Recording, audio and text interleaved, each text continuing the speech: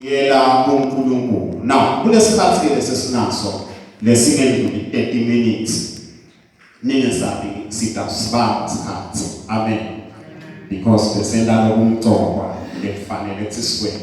Now kulesikhathi lesinaso bazalwane ngicela ningivumele sesitawu introduce sitawu wethula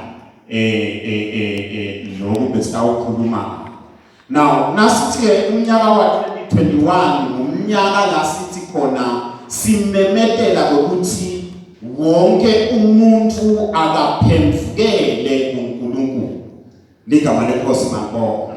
Because uthi nakabhala lencwadi yethu noma le theme verse yethu Jobe uthi manje encwadini yaJobe 22 verse number 23 uthi if you return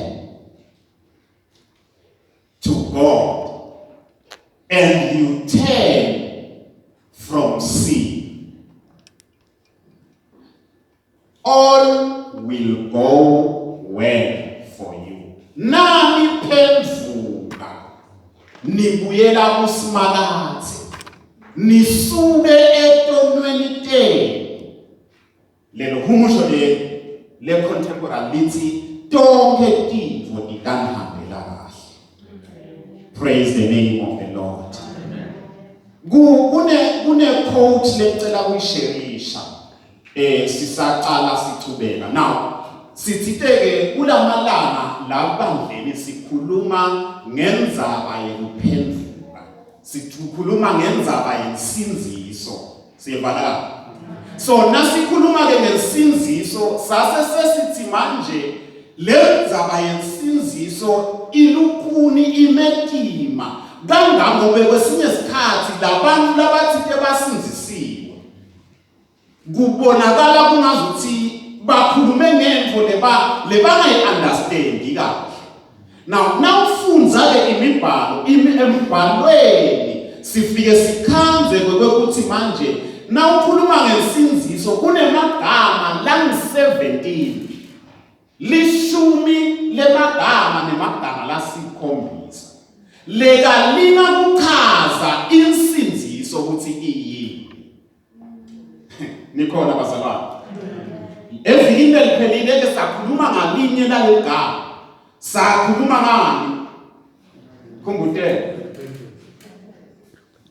Angivami, sikhuluma ngani evikini eliphelile? Repentance. Magetu. Sikhulume nge-repentance. Now, i-repentance lokuphendva until verse lapha nawufunda lenye umusho lithi if you return to God and repent from your sin. Now, insinziso bazalwane ngaphandle kokuphendvuka kayikho. Nikhona yini? Kunebantu labafipite ukuthi basinzisiwe. But wathi nawuthatha isikhathi uyabuka ukuthi vele kunokusindisa kwabo bafikile yini la baphendvuka khona etoneni labo. Umkhandlo usindisiwe uyesontweni ngensolo. But uyaqhubeka nemikhiba yakhe. Now lensinziso lesikhuluma ngayo thina bazalwane ngulensinziso lethi phuma etoneni lakho dishiye diyekele. Praise the name of the Lord. Umuntu losindisiwe ngokwelive laNkulunkulu nasikhuluma ngesinziso engogoda sikhuluma ngemuntu aphendvuke etonweni lakhe. Praise the name of the Lord. Now le quote ke namuhla sitasibuka ifaith. But before we get there kunana iquote leshiwo ngomunye umuntu lecela kuyisharisha. Uthi lona nakakhuluma kule quote yakhe. I quote, the illiterate of the 21st century are not those who can't read or write, but those who cannot, number one, learn, number two, unlearn, number three, relearn. Now, angithi thina nasikhuluma ngemuntu lo funzile ngesiNgisi sikhuluma ngemuntu lofunze incwadi. Nasikhuluma ngemuntu lofunzile sikhuluma ngemuntu lokhona ukuthi ibhalela. Uthi ke manje lombhali lona kulesikhathi lesiphila kiso se-21st century umuntu longakafunzi kutambe kungasuye longakhoni kufunza nekuthi ibhalela. But umuntu longakafunzi kulesikhathi sanamuhla ngumuntu longakhoni kwenta nathi intfo letintsatfu. Number 1 afunze. And number 2 athi nasafunzile kube nesidzingeko sekuthi lelela kufunzile bese soyaphindze futhi uyakukhipha. I'm learning it. You learn. Phindze kube nesikhathi la khona lo kufunzile itolo bese soyaku-unlearna noma soyakukhipha ukukhiphelani noma why do you unlearn it? Because it is no longer relevant for the time we are living in. Kunebantu labatatshela ukuthi sine lapha sakhanza kuthiwa. Uma bathe uyakubuta kusakusebenela yini abanenzanga. But kulesikhathi lesiphila kiso kudzinga kube letimvo lesithi to unlearn. Kube netimvo lesitiyekelako noma sitijwayele lokugenda. Lalela, this is exactly what happens with repentance. Now phendvuka kusho lokuthi noma ngabe boyindvombatana intolo wathi ukuthi indlela yekuphila uthola imali ebafanele. The moment you repent, you need to unlearn indlela lokho wenda ngayo. Ligama lenkosi ngakho. Kubita umyekele because so painful. And then bese uthi manje kwekugcina you need to then relearn. Lalela. Nase ukhokhe intfo letinye letingakusebenteli, you don't stay there. Kufuna uphindze bese sowufaka letinye because impilo iyaqhubeka. Nikhona bazalwane.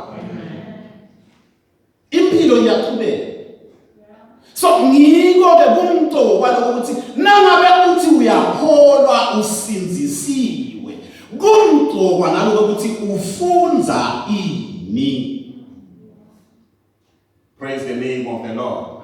Now impilo ke bazalwane lenkulumo yakho yalenjalo bese ngilinga kuyichaza ngana indlela na mana ngathi ukuthi kuyabonakala yini ngiyabona ngosokethombe lo le tithombe leta ticishe tibe naba bomsandi la bentayinakuzana bangatshela ngegearbox nje kucishe kube nalamatinyo lamasondo lamathathu anematinyo lahlanganako kanje lelitinyo leli kuthi nakwenteka tinto kulelitinyo leli mphasele lelinye tinyo lamukele bese kuphasela lokunye. Impilo ikanjalo bazalwane. For you to be able to progress in life, kubita kokuthi kube netimvo lotifakako tikuthathe letimvo lotifolile tikumikise phambili. Ligama lenkosi ngakho. Now asibuyele namuhla 17 keywords in the vocabulary of salvation. Njengoba sishito last week sikhulumile sayichaza indzaba yekuphendvuka ukuthi iyini. Namuhla ngitawucela sikhulume indzaba yekukholwa. Praise the name of the Lord.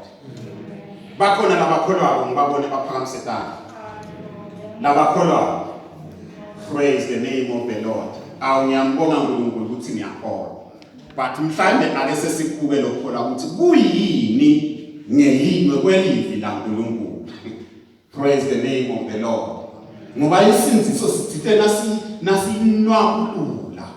Kwabonakala ukuthi kunetimvo lekusabita ukuthi siphendvuke into nanamuhla because lensinziso yethu ishodile kuphendvuka.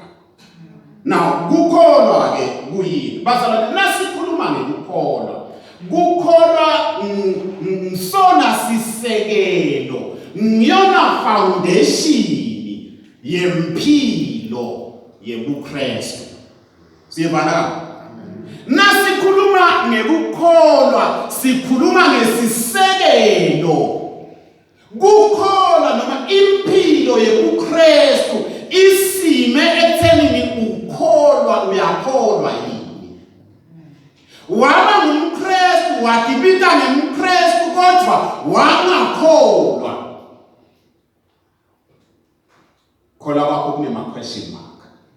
So kukholwa lebazalwane, it is a basic, yes, it is the basic foundation of the Christian life. Lalela lesithile, without which, ngaphandle kwalo lokukholwa, liBhayibheli lami lithi, it is impossible, angeke kwendeke umthokotise uNkulunkulu. Nikholwa? Ngaphandle kokukholwa, akunenza kungalunga kangakanani, akunenza bawungenda inema-activities enkonzweni, but ngaphandle nakude kukholwa kulokusinziswa kwakho, kulobuKristu bakho, lide. You cannot please God. Praise the name of the Lord. Amen. Angeke umthokotise uNkulunkulu kangangoba futhi kudeke nangabe ude lokhola kude netinto lotawutimukela kuNkulunkulu, because tinto taNkulunkulu timukelwa ngokukholwa. Nikhona bangcwele? So ngiko sithi bazalwane, wababete kukholwa ngiyona foundation yempilo yebuKristu. Wasusa kukholwa, impilo yebuKristu kayikho. Angeke umthokotise uNkulunkulu, number 1. Number 2, kude netinto lotawuti receive kuNkulunkulu, because faith is the channel with which we receive from God. Nakatawusiniketa tinto uNkulunkulu usebenzisa kukholwa. Wajuba lokukholwa, uNkulunkulu umenesheya nawe umenesheya. You want to receive anything, wasusa kholwa. So ngiko ngifuna sibambe lokuthi kukholwa ke kuyi-foundation. Now ufunza incwadi yaMarko sahluko 11:22. LiBhayibheli lithi, have faith in God. Siyabona? Emele nikuye lokuthi ufunza likhulu. Lele nikuvete lapha lithi manje, have the faith of God. Niyabona manje? Angathi ukuthi ngine waphethe isingisi athi ukhona lo mnyelo ophethe isingisi angifunzele. Marko 11:22. Khona lo mfunzela esingisi. Leli lithi have the faith of God. Ngalamanye amagama yiba nekukholwa kwabani kholo. Lo phethe isingisi ukude. Ngathatha la maBhayibheli lesingisi nje lemaphethe. Ngoba ungathi anisebentele noma nesabakufunza. Have faith in God. Jesus answered. Have faith in God. Nicole. Have faith. Lalela. Lokukholwa lesikhuluma ngabo akusiko ukukholwa kubokhokho mkhulu. Akusiko ukukholwa sikholela kuletinye tinto, but lokukholwa akube kuNkulunkulu. Kuze uNkulunkulu atawuthokota ngabo akutholakale ukholwa nguNkulunkulu. Nikhona bazalwane. Now, kumtoba lokuthi sibe nalo ukukholwa, sibe nalo umkholo kuNkulunkulu. Lalela, leli verse engilivetile la, uMagalatia 2 verse number 20. Lengcenye yegcina ithi manje nale mpilo lenginayo ngiyiphila ngikukholwa. Ngikholwa emvodzaneni yaNkulunkulu. Lalela, nawutawukhona lapho phela ngangifundzela siswati uqalela wonke lo verse 20. Galatians 2 verse number 20. Ngakho-ke mina angisaphili kodwa ngoKristu lophila kimi. Nale mpilo lengiyiphilako kulo mtimba ngiyiphila ngikukholwa imvodzana yaNkulunkulu leyangithanda yatinikela yona mathupha. Lalela. Uthi manje Pawula nakakhuluma la. Uthi mina angisaphili. Siyavana yini? La uthi mina I am crucified. I've been crucified with Christ. Ngibethelwe mina kunye na Jesu. Nale mpilo lengiphilako angisaphili. Ligama lenkosi manko. And the faith or the life that I live in the flesh. Impilo lengiphilako ngiphila kuphi lempilo? Enyameni. In other words, uNkulunkulu kunempilo lekade siyiphile silapha kule nyama, not outside of this flesh.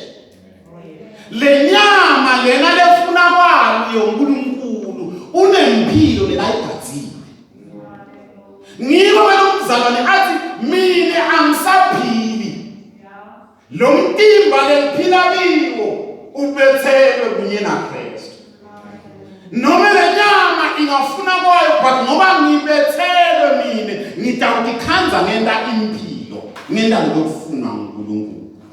So the life that I live in the flesh yimpilo yekukholwa. Yimpilo yekujabulisa uNkulunkulu. Bese uthi Habakkuk 2 verse number 4. Uthi labalungile. Praise the name of the Lord. Labalungile batawuphila ngekholwa. Kukholwa bazalwane yiwo, it is the foundation, sisekelo sempilo. Sine labakholwako akudzingi sibambe timo bese sesithi siyakholwa. Nikhona yini? Akudzingi sibone timo bese sesithi siyakholwa. But impilo the just labalungile nama bekuthi ulungile, then you will live by faith. Akunenzaba ukuthi timo titipresenta kanjani, timo titiveta kanjani kuwe. Utawuthi ubona loku negative, kukholwa kwakho kubone positive in the negative. Because awuphili ngekubona, uphila ngekukholwa. Now, faith then was it is given to us so that we understand. Kukholwa sinikele ukuthi sitawukhona ku-understand. Kwekuthi umbuso waNkulunkulu usebenza kanjani. Because indlela yokuphila, indlela yokwenda timo emhlabeni yehlukene kunendlela leyentiwa ngayo umbusweni waNkulunkulu. Nikhona kuzele uto-understand ukuthi timo tenteka kanjani embusweni waNkulunkulu kudzinga usebenzise kholwa. Emhlabeni kuthiwa kuze indvo kuthiwe lo nje lekuphethe noma nasi sithawula lekusiphethe. Nithi nine sithawula lekusiphethe angithi? Learn because nenda njalo niyasibona. So impilo yalamhlabeni ithi kubone bese soyakholelwa ukuthi ngisiphethe lesithawula. Nangingabeka lesithawula la bese nithi yile leniphethe nitawuthi kude lekuphethe angithi? But ekukholweni yisystem yalamhlabeni, ekukholweni ngithi ngingasiboni lesithawula but kukhona kwami ukuthi nginaso lesithawula. Bathi wena uphuyile kukholwa kwami ukuthi ngiqhelile. So ngithi ukholwa bazalwane yindlela lesiniketwe yona kuze sitawukhona ku-understand the kingdom language. Sitawukhona ku-understand ukuthi tintfo tenteka njani ezulwini. Praise the name of the Lord. You know, kube besingakusebenzisa kukholwa bazalwane. Kulabo labakusebenzile. Kukholwa it has produced amazing results. Kunetinto kwendelana timanga kukholwa. You know, ngicabanga ukuthi kufuna sesibele isikhathi. Sesivulele ubufakazi. Labakholwayo sebasiphe ubufakazi ukuthi uNkulunkulu wendalo, uNkulunkulu wendele. Because kukholwa kwendelana tinto. Now, ngifuna si-understand sithe kukholwa angithi ngekukholwa sikhona ku-understand how the kingdom of God functions. Angithi? Now, ngifuna si-understand ukuthi there is what is called the law of faith. Umthetho wekukholwa. In other words, nangabe uthi wena uyakholwa but unga-apply lo mthetho wekukholwa awukholwa. Nikhona yini? Nangabe uthi uyakholwa buka ukuthi are you living by the law of faith? Funza Romans 3:27.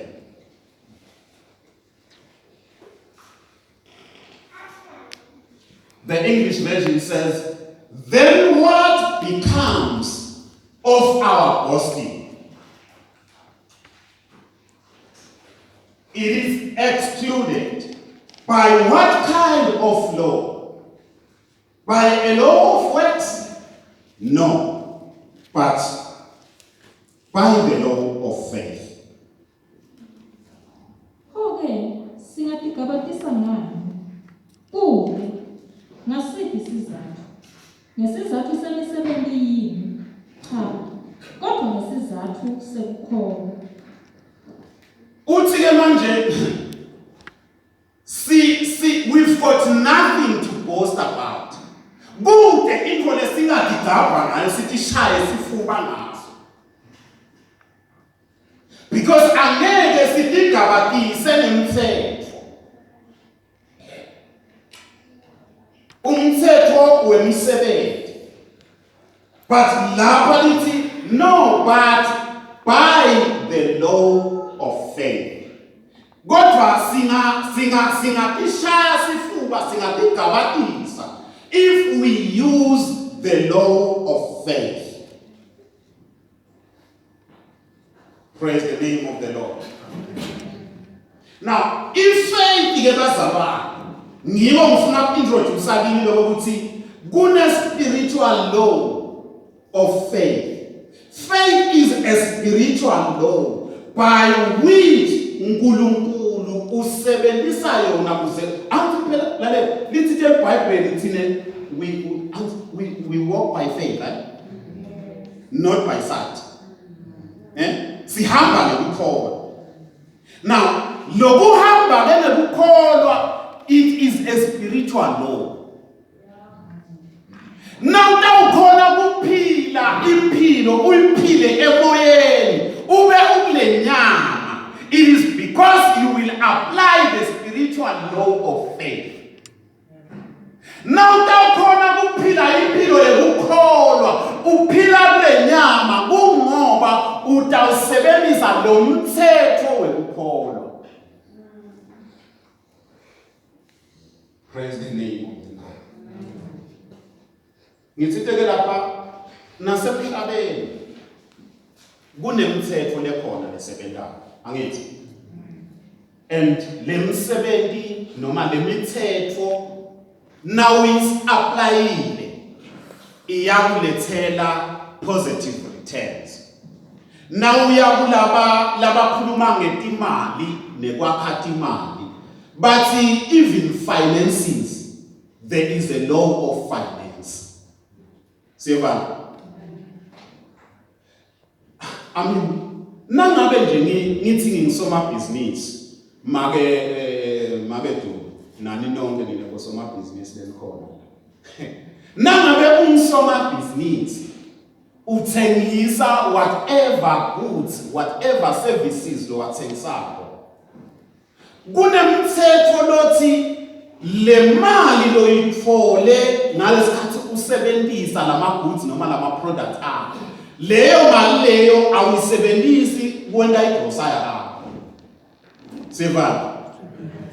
Because now ungathatha le mali leyo wenda igrocery yakho, kusasa utawebete imali yeke yokuthupha kuze kuwakheke lenye imali. Sivana la? So longalaleli lo mthetho wokwanda imali noma lo mthetho webhizinisi uyahluleka kubhizinisi yakho. Sivana la? Hayi ukuthi wehluleka ngoba angathi ukuthi ufuna endele uyathi akaku apply lelika umntana. Now lo muntu lokwenteke emaKristu namhla aba ngema ordinary citizens noma ordinary Christians. Kwaba ngemaKristu ngelokuthi bapita ngemaKristu kuhamba kwabo kwangakhombisi kwanganikeki ema results because sibe ngemaKristu sahamba ngenyanga sa apply imithetho yenyanga. Kodwa lalela waba ngumKristu wahamba ngemthetho wakamoya. Umthetho wakamoya utawuthi lele nike bona athi kuKristu na. Praise the name of the Lord. Umthetho wekukholwa, the law of faith. Ngithithe in the same manner, spiritual dimension, in the spiritual dimension, prosperity in the spiritual realm is attained. Impumelelo ngalapha kamoya sithola ngokuthi si abide by the law. Or si abide by the spiritual. Angeke bazalwane empilweni yethu yakomoya sithuthuke singakalaleli lemithetho yala ekholweni. Prosperity kuphumelela ekukholweni, it is because you will abide by the law of faith. Or you will abide by the spiritual laws. Praise the name of the Lord. Now, ngicela sigijimeke sitoyela esimbu. Romans 10 siyofunza khona. Umfunzele verse 14 bese uyagcuma uya ku 17. Romans 10:14 and then you jump to verse 17. Kodwa bangathibi kanjani kulowo abangakholwa nguye? Bangakholwa njani abangazange sebeve ngaye? Baba, nasikhuluma ngalo kukholwa bazalwane. Kukholwa akufuneki sikwende into lelikhulu. Siyeba? Akufuneki senze njani? Akusiko likhulu. Now, kunale mbuto ke lekayibutako lapha. Umzalwane Paula nakabhala incwadi yabaseRoma. Number 1, uthi sicalele phansi ku 10, ku 14. Kodwa bangathibi kanjani kulowo abangakholwa nguye? Bangamkholwa njani abangazange sebeve ngaye? Bangeva njani nakude lo bashumayela? Baba, esindisini kuthiwa manje, how can people have faith in the Lord and ask him to save them if they have never heard about him? Kungenzeka njani ukuthi bantu bakholwe uNkulunkulu bendlule baphele imthethelelo kulo uNkulunkulu bangakeva ngaye? Ngamanye amagama kuze bantu bakholwe uNkulunkulu ubita baqale beve ngaye. Likhona bazalwane. So namuhla ke noma sisaqhubeka bazalwane silinga lokuthi asifake lokho ngiko ngekukholwa so that we'll be able to receive from God. Kungenteka njani ukuthi bantu bacele insetheleni uNkulunkulu bangakeva nangalo uNkulunkulu. Chubeka. Ngakho-ke kukholwa kuvela ekuveni. Kufa kuvela ngokuthi kushunyayelwe. Kukholwa kuvela ekuveni. Kuva kuvela ngokuthi kushunyayelwe ini. Akushunyayelwa iprosperity kodwa kushunyayelwa ngaKristu. Leli vangeli lisime kuJesu. Tsetse. Okay. So kukhona kuda ngekuva. Kuva lokuda ngithi kushunyayelwe. Livangeli. Message about Christ. The message that we preach, nangabe sithi bazalwane siyashumayela kuze bantu bakholwe nguNkulunkulu sina shumayele Kristu. Wonke umuntu lotawushumayela any other sermon, any other message ngaphandle kwaJesu bove kuvalela indlela. Nikona. Yebo iprosperity siyayifuna, but the message lo mlayezo lesithunyelwe kushumayela wona akusiyo prosperity. Sithunyelwe kushumayela Jesu. Sashumayela Jesu bantu batawukholwa nguNkulunkulu. Mina ngifuna nje ngikholwe ngini. Mina ngifuna ngikholwe noma ngangibani noma umfundisi noma umpostoli noma umbishop noma onke lamagama lesesinawo lamandla. But lekufanele sikholwe ngiko nguNkulunkulu. Ngeke ukuthi simukele imessage yaJesu.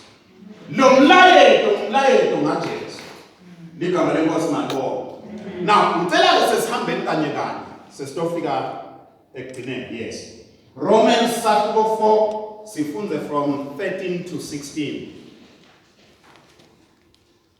Romans 4 ngifuna sikubambe lento lena bazalwane. Nasingaphuma sibambe lokho vele singathandaza bese siyahamba semakhaya.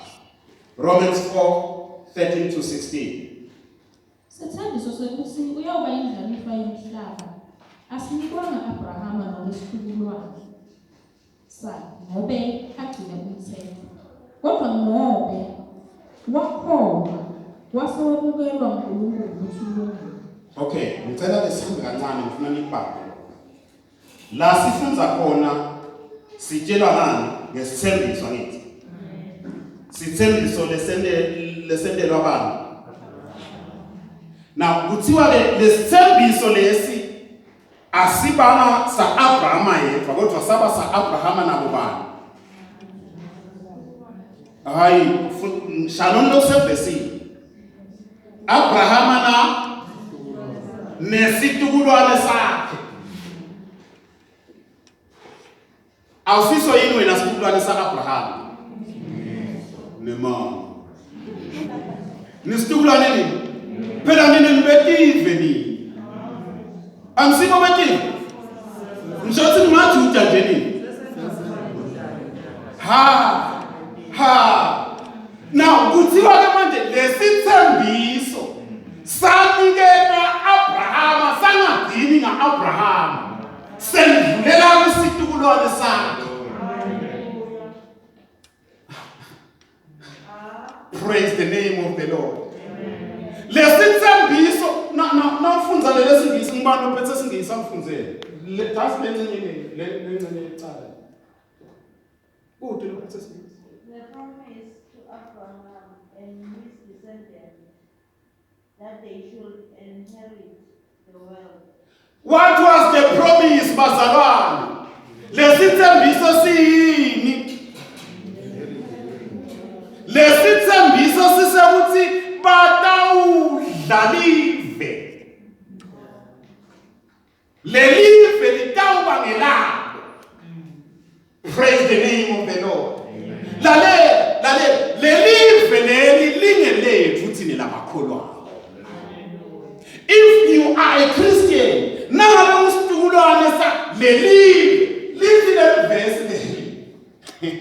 Praise the name of the Lord. I wish people would hear this. Lesithembiso sa-Abrahama nesitukulwane sakhe sekokuthi babuse, that he would give them the world. This world is ours. Praise the name.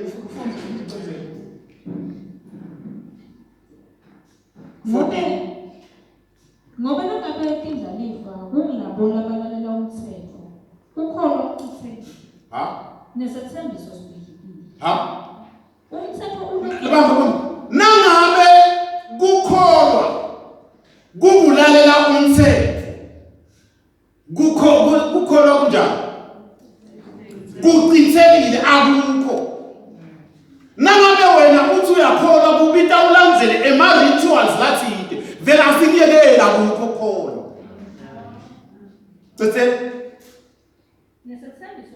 Nesethembiso nangabe nithi the promises of Abraham they are mine. Letithembiso tichithekile tilide adikho.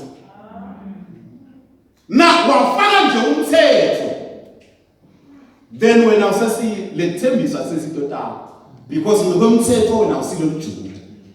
Ude ingcenye kule lethembiso. But ngenxa yokuthi sesingene ngaJesu manje lethembiso sengempela. umthetho uletha intukuthelo. Kodwa lapho kude umthetho khona kude nekuwephula. 17. Ngawo nesethembiso semukelwa ngokukholwa. Khona konke kuyawuba ngemusa waNkulunkulu. Sethembiso semukelwa nani bazalwane? Lesethembiso nasithi kunetethembiso uNkulunkulu lekatethembisa Abraham angeke ete uNkulunkulu afika memete endlebeni yakho. Akiba kunetethembiso but letethembiso sitimukela ngokukholwa. Praise the name of the Lord. Ngilo eside lokukholwa ngiyona base ngila kusuka khona kukholwa kusime impilo yobuKristu isime ekukholweni. Kusithathini ngaleyo ndlela-ke sethembiso siphiwe wonke umuntu lo yintando ya-Abrahama. Le ntando ya-Abrahama-ke akusibo labo labagcina umthetho nje kuphela kodwa ngibo nalabo labakholwa nje naye. Abrahama umbabe wethu sonke. This is so nice. Lalela akuyi nemthetho bakithi. Kodwa lithi iBhayibheli nala labakholwako labanjengathi nabo bayingcenye yale lethembiso. Ngoba Abrahama unguyise wasebenzisa ukukholwa lethembiso wakibamba ngekholwa Abrahama. Na uyofunza incwadi yamaHebheru nakukhulunywa ngaSahluko 11 nakukhulunywa ngalama heroes emakhawe ekholwa kuthiwa labanye baze bafa bangakubambi letinto labatshengiswe tona. Kodwa noma kunjalo they maintained their faith bahlala bakholwa. So we receive from God by faith. Semukela tinto kuNkulunkulu ngekukholwa kwethu. Kama lenkosi ngakho. Asigijime siye kwaseGalatia. Sahluko 3. Umfundzele 16 na 29. Galatians 3 verse 16 and 29. Stop to zelela. Mayelana letethembiso letanikwa Abrahama nentalo yakhe. Intalo yinye, hayi lenyenti. Akukhulunywa ngalenyenti, kodwa kushiwo yinye. Leyo-ke nguKristu. 29. Nangabe-ke nibaKristu, niyintalelwana ya-Abrahama, nidindlalifa ngekwesethembiso. Noma sesingathandazi. Praise the name of the Lord. Lithi manje lo 29. If then you belong to Christ. Ukhona yini lo ngasho athi I belong to Christ. Come on somebody. Tell me I belong to Christ. I belong to Kushito nini phela nathi niyakholwa kithi. Now, nangabe uyakholwa, lithi ke iBhayibheli, if you belong to Christ, you are now part of Abraham's family. Nangabe waze waba uKristu nje, so yingcenye yemndeni waAbraham. Lithi ke you will be given what God has promised. You will be what? Utawuniketwa ngenxa yokuthi wena so ingcenye manje yaAbraham. uNkulunkulu has got no ways, no chance but to give you what he has promised. uNkulunkulu kufanele akunikete lokuleka kuthembisile because you now belong to Christ. But inzaba iqala kuphi? kuKristu. You need to belong to Christ. Elalela lokho akwendeke nokuthi ushaye umbane lokukhulu njengaPawula noma eSawuli. Lokho uwenda ngithi uveliwe. Bese sonubela ngekukholwa ukuthi lo Jesu lekafa wafela mina nawe. Bese uyaphenduka ekubini bakho. Ligama lenkosi mangibonga. Sesithandaza. Livi ufanele lishunyayele. Loyo lolalele livi ufanele alikholwe lelivi likalalele. Lala khona i-message kusuke kuKristu. So kuze sifike lana sitawukholwa khona kufanele kushunyayelwe livi. Kufanele umlayezo kube njesu. Bese lo lalele livi, he or she becomes one with Christ. Lithi ke lo verse 29 la Galatians 3. Lithi ke if then you belong to Christ, you are part of Abraham's family. And you will be given what God has promised. Igama lenkosi mangibonga. Izethembiso zenkosi Jesu ziqine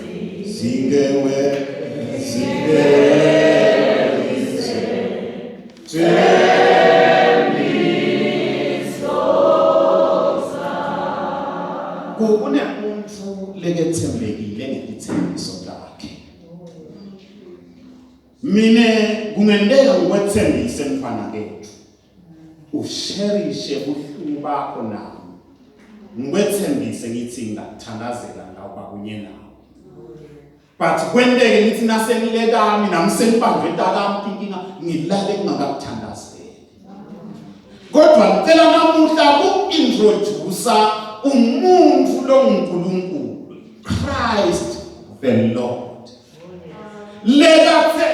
Lekathi ngekuthembisa kube betengisho sinye sethembiso lekangasekhulu. Ngiko lo mhlabeleli athi tiqinile kunetintsaba. Lithi livula uNkulunkulu kutawendlula konke. Kodwa livula uNkulunkulu limile kude phakathi. Bakithi lelesikhulumako livi la uNkulunkulu lokushiwo livi la uNkulunkulu asibambeni ngekukholwa because kumile kusiphakathi. Let us close our